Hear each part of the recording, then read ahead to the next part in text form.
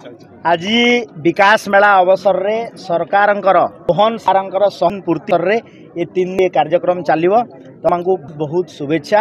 आ मोहन सरकार प्रार्थना रही आज दिन रे भाषा भित्तिक 2026 हम से गोटे विकसित ओडिशा एवं 2047 बेलू विकसित भारत ये लक्ष्य आमर सरकार शपथ ग्रहण करिवार 100 दिनर रिपोर्ट कार्ड आज लोकों पाखे प्रस्तुत करूँ एवं आपण देखिए ये रिपोर्ट रे आमे मुख्य आमर 100 दिन सरकार रे आमर बड़ निष्पत्ति जी ता उपरे लोकंकर सामना रे रखिया आमे चेष्टा करूँ।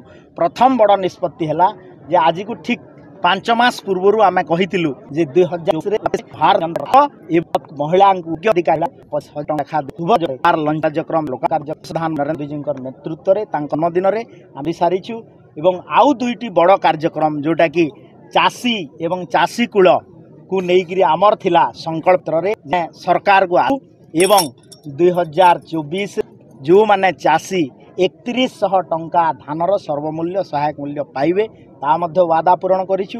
एवं तृतीयटी है जो स्वास्थ्य क्षेत्र रे आमे आयुष्मान भारत योजना को ओडिशा प्रदेश रे लागू करने निष्पत्ति नहींछु। आयुष्मान भारत एवं आप गोपबंधु आरोग्य योजना रे आमे गोटे कोटी फैमिली को कवर करूँ जो थी कि इंडिविजुअल जदि हिसाब करेंगे 3.5 crore individual पाखापाखि almost 80% of 90% of the total population of the state it will be covered। तो आमे आउ भी माधव सिंह हाथ खर्च योजना अच्छी ओडिशा प्रदेश रे पीएम श्री स्कूल योजना लागू कराई। आज टीचर्स अपॉइंटमेंट सबुठ बड़ थिला काली थिला जिला परिषद मीटिंग आपण माने जानी थिबे ओडिशा बलांगीर जिला को सर्वाधिक 1080 टीचर दिया है। तो आमे टोटल पूरा ओडिशा प्रदेश रे देखिबा 18,000 टीचर गोटे स्लॉट रे आमे देवाई निष्पत्ति नहीं।